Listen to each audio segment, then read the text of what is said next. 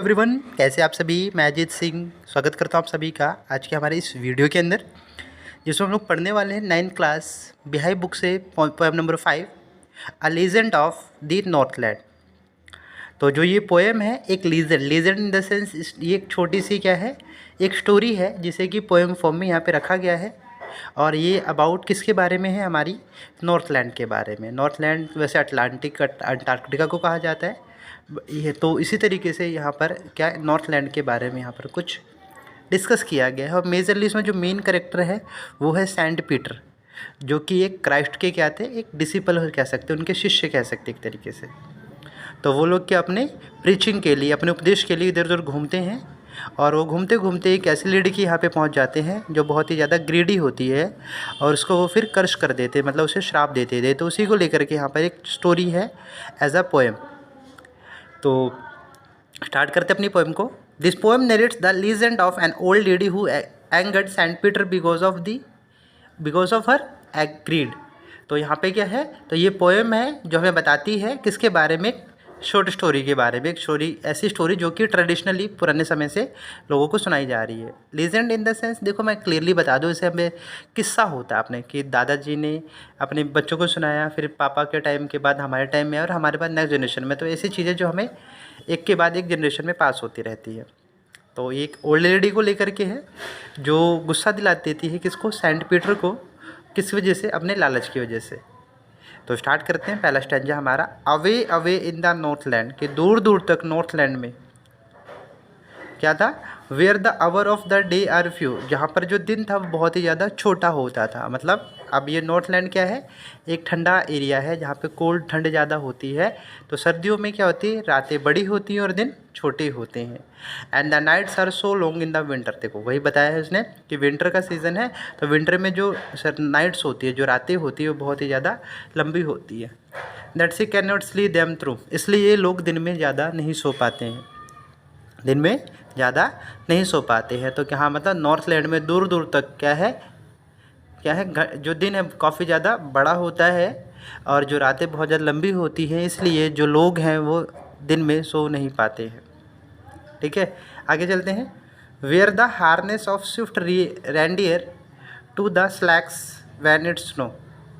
तो हार्नेस वैसे होता है हमारा कल्टीवेट करना, मतलब खेत को जुताई करना।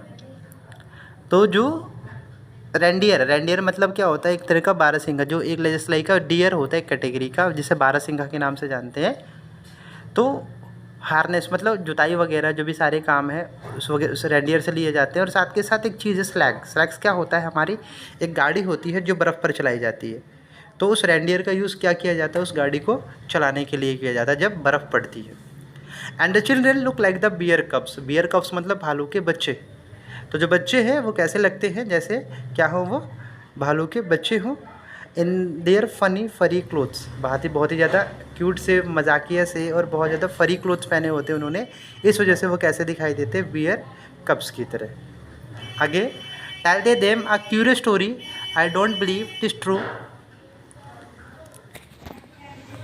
तो उन्हें सुनाई जाती है क्या, क्यूरियस स्टोरी, एक बहुत ही ज़्यादा मज़ेदार स्टोरी जो उन्हें क्यूरियस करती है। ठीक है, आई डोंट बिलीव, यहाँ पे पोइट कहते हैं मुझे भरोसा नहीं है इस पर बिल्कुल भी।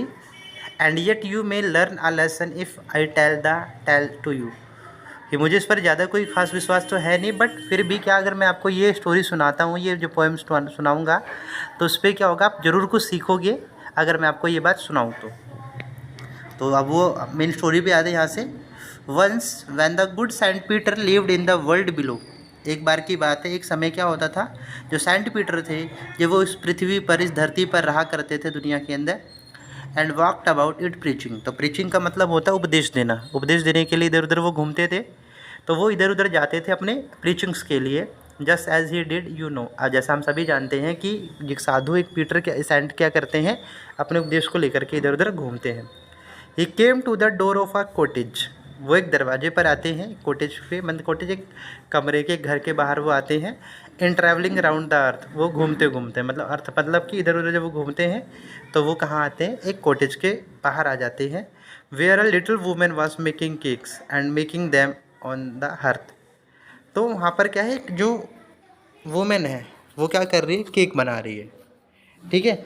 और बेक मतलब पका रही है इसको हर्थ में, अंगीठी में, मतलब चूल्हा टाइप जो होता है उस पर क्या कर रही है, अपनी ब्रेड्स को, मतलब जो केक वगैरह वो बना रही है उसे वो पकाती है। आगे चलते हैं। And being faint with fasting for the day was almost done. अब जो सेंट पीटर थे बहुत ही ज़्यादा क्या थे, फैंट मतलब कमज़ोर फील कर रहे थे और काफ़ी ज़्यादा वो सुबह से उन्होंने कुछ खाया नहीं था, मतलब फास्ट था उनका, एक तरीके से फास्टिंग थे, उपवास था उनका। But that hour for the day was almost done, और दिन भी लगभग ढल चुका था। He ask her for her store of cake to give him a single one. तो वो उसे कहते हैं कि वो अपने स्टोर में से क्या करे, वो एक सिंगल केक उन्हें भी थोड़ा सा दे दे ताकि वो अपना पेट भर सके। आगे चलते हैं। So she made a very little cake, but as he baking lay, she looked at it, and though it seemed to large, give away. तो इसलिए वो क्या करती है, एक छोटा सा केक बनाती है, बट एज इट बेकिंग ले, लेकिन जैसे उसे पकाती है, वो पकाने के लिए डालती है। सी लुकड एट इट, उसे देखती है, and though it seem too large to give away. तो जब वो जिसे देखती है तो उसे वो केक बहुत ही ज़्यादा बड़ा दिखाई देता है किसी को देने के लिए। भाई अपने लिए होता तो कम छोटा मतलब कम लगता, लेकिन ये देना किसी और को, इसलिए वो देने के लिए बहुत ही ज़्यादा बड़ा लग रहा है। अब क्या करती है वो, therefore she kneaded another and still a smaller one, but it looked when it turn it over as large as the first had done. तब वो क्या करती है, नीडेड अनदर मतलब दूसरे केक बनाने के लिए वो गूँथती है। क्या गूँथना, जैसे कि जो केक जैसे आटा गूँथते हैं, तो वो भी क्या करते हैं, केक बनाने के लिए वो दोबारा आटा वगैरह गूँथती है। And still a smaller one, और इस बार वो छोटा सा बनाती है। But it looked when she turn it over as the large as the first had done. तो लेकिन जब उसे दोबारा देखती है और पलटती है उसे, तो फिर भी वो बहुत बड़ा दिखाई देता है उसे। मतलब वो छोटा तोड़ती है, उसके बाद भी जो पकाती है तो उसे तब भी क्या लगता है, वो केक बहुत ही ज़्यादा बड़ा लगता है। देन क्या करेगी वो देखते हैं। Then she took a tiny scrap of dough and roll it flat and baked it thin as a wafer, but she couldn't part with that. देन क्या करती है वो, बहुत छोटा सा स्क्रैप, बहुत छोटा सा टुकड़ा क्या करती है, तोड़ती है। डो मतलब लोई होती है, मतलब आटे का जो पीस होता है वो बहुत ही ज़्यादा छोटा सा तोड़ती है, और उसे रोल इट फ्लैट, उसे बेलते बेलते मतलब बेलन से बेल करके बहुत पतला कर देती है। जैसे कि एक वेफ़र होता है, जैसे चॉकलेट की लेयर होती है वेफ़र में, तो उतनी पतली उसे वो क्या कर देती है, उतनी पतली उसे वेफ़र की तरफ पका देती है। लेकिन पकने के बाद क्या होता है, but she couldn't part with that, लेकिन वो उसे भी नहीं दे पाती है, वो भी उसे शेयर नहीं कर पा रही है। अब इतना सब कुछ हो रहा है, एक केक बनाया नहीं दिया, दूसरा बनाया नहीं दिया, तीसरा बनाया बिल्कुल पतला सा, वो भी नहीं देने का मन हो रहा। अब क्या होता है, for she said my cakes that seem too small when I eat of them myself are yet too large to give away, so she put them on the shelf. क्यों क्या कहती है खुद से कि ये जो केक तो मुझे बहुत छोटे लगते हैं जब मैं खुद अपने खाने के लिए यूज़ करती हूँ, बट अगर मुझे किसी और को देना है तो ये मुझे बहुत ही ज़्यादा बड़े लगते हैं। तो इतना समझ करके वो सारे केक को उठा कर कहाँ रख देती है, सेल्फ में, मतलब स्टोर कर लेती है अपने आप ही, बिना सेंट पीटर को कोई भी केक दिए हुए। The good Saint Peter grew angry, for he was angry hungry and fat, and surely such a woman was enough to provoke a saint. तो जो सेंट पीटर होते बहुत ही ज़्यादा क्या होते हैं, नाराज़ हो जाते हैं, गुस्सा हो जाते हैं, ठीक है, बिकॉज वो बहुत ज़्यादा भूखे होते और कमज़ोर हो गए होते हैं। And surely such a women, और इस तरह की जो महिला है उन्होंने बहुत ही ज़्यादा क्या कर दिया था, उसे प्रोवोक असेंट, प्रोवोक मतलब बहुत ही ज़्यादा एंगर कर दिया था, बहुत ज़्यादा गुस्सा दिला दिया था उस साधु को। तो ये काफ़ी था उस साधु को गुस्सा दिलाने के लिए, क्या 3-3 बार केक बना करके उसे एक बार भी केक ना देना। And he said you are far too selfish to dwell in a human form to have both food and shelter and fire to the keep you warm. कि तुम बहुत ही ज़्यादा क्या हो, स्वार्थी हो, तुम इस ह्यूमन के जो रूप में हो, और जो तुम्हारे पास खाना और ये शेल्टर है, और ये तुम्हें जो गर्म करने के लिए जो फायर है, इस सब के तुम लायक नहीं हो। ऐसा कौन कहता है, वो गुरुजी जो हमारे सेंट पीटर होते हैं, वो उसे ऐसे सारी बात करके तू बहुत ज़्यादा स्वार्थी है, और इस ह्यूमन अवस्था में रह रही है, तेरे पास घर भी है, तेरे पास क्या है, शेल्टर भी है रहने के लिए, खाने के लिए खाना भी है, और ये गर्मी भी है क्योंकि यहाँ पे ठंड में बहुत ज़्यादा ज़रूरी होता है वार्मनेस। तो ये सबको वो बताते हैं उसे। तो नाउ अब उसके बाद क्या होता है, now you shall build as the bird do and shall get you scanty food but the boring and all day in the hard dry would.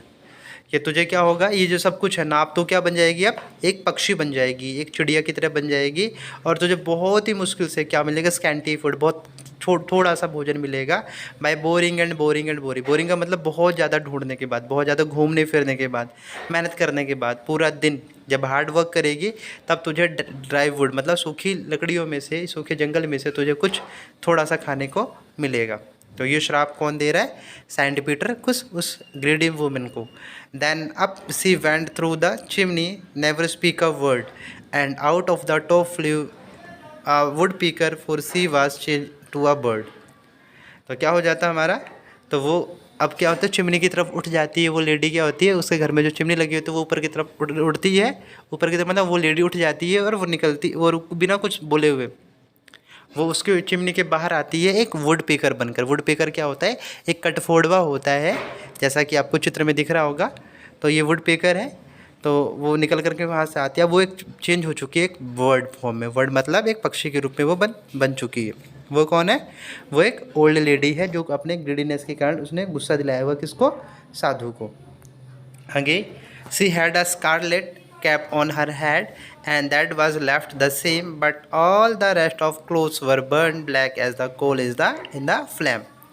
तो क्या हुआ, उसने जो कैप पहनी हुई थी बस उसके सर पर वही कैप बस वैसे बनी हुई है। वो किस फॉर्म में? वर्ड फॉर्म में उसके कैप दिख रही है अभी भी। बट जितने भी उसके कपड़े थे क्लोथ से, वो सारे के सारे जल करके ब्लैक हो, जैसे कि कोयला जल करके आग में काला हो जाता है। And every country school boy has seen her in the wood where she lives in the tree till this very day, boring and boring for food। तो क्या है, एवरी कंट्री बॉय, जो गांव का एक एक बच्चा है जो स्कूल जाता है, तो उसे हर रोज़ देखता है पेड़ों के ऊपर बैठा हुआ, ठीक है, जो कि पेड़ों में बैठ करके पूरा दिन क्या करती रहती है? पेड़ों पर रहती है, और पूरा दिन क्या करती थी? बोरिंग एंड बोरिंग, मतलब वो कटफोड़वा क्या होता है, उस पेड़ को खोदता रहता है अपना भोजन निकालने के लिए। तो वही वो लेडी भी क्या कर रही है? बोरिंग एंड बोरिंग करती रहती है। तो ये क्या है? अ बैलेड है। ये क्या है? एक प्रकार के जो मैंने सुनाया, एक बैलेड होता है, is a song narrating a story in A short stanza. तो एक तरह का जो बैलेड मतलब एक ऐसा स्टोरी होती है जिसमें आपकी स्टोरी को पोएम फॉर्म में स्टैंजा के रूप में दिखाया जाता है। Ballad are the part of folk culture of the popular culture and the pass on the orally from the generation to the next. A legend of the Northland is a ballad. तो Northland of जो ballad है वो एक north legend of the Northland एक ballad है जो कि generation to generation pass हुआ है, जिसमें आपकी शॉर्ट स्टोरी को कहानी के रूप में दिखाया गया है। तो इसके जो पोएट रहे इसमें फोएब कैरी है जिन्होंने इसको यहाँ पे लिखा है। तो आई होप आपको ये ठीक से क्लियर हो गया होगा।